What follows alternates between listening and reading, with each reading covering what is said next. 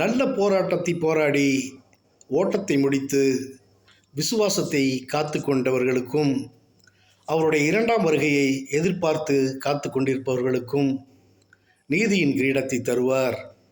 மனம் திரும்பி நீ குழந்தையைப் போல் ஆகாவிட்டால் பரலோக ராஜ்யத்தில் உனக்கு இடமில்லை. நீ ஆதியில் என் மீது கொண்டிருந்த அன்பை விட்டாய் என உன் பேரில் எனக்கு ஒரு குறை உண்டு. நீ ஆபிரகாம் போலன்றி என் அழைப்பிற்கு செவி சாய்த்திட மறுக்கிறாய்.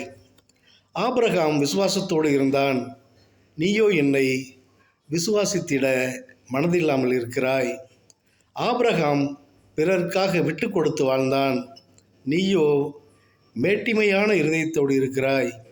உன் வாயிலிருந்து சாபமான வார்த்தைகள் வரவேண்டாம். நீ பெற்ற துன்பம், தொல்லை, சோதனைகளுக்காய் என்னை வெறுக்கிறாய். நான் உன்னை புடமிட்டேன் என்பதை ஏற்க மறுக்கிறாய். நான் உனக்காக பட்ட பாடுகளை ஏன் மறந்தாய்? நான் உன் தந்தை என்பதை ஏன் மறந்தாய்? நானே உன் பரிகாரியாகிய கர்த்தர் என்பதை ஏன் மறந்தாய்? உன் உள்ளத்தில் உள்ள இருளை வெளியேற்று, வெளிச்சம் உன்னில் உதிக்கட்டும். அப்பொழுது இந்த தந்தையின் அன்பு உனக்கு புரியும்.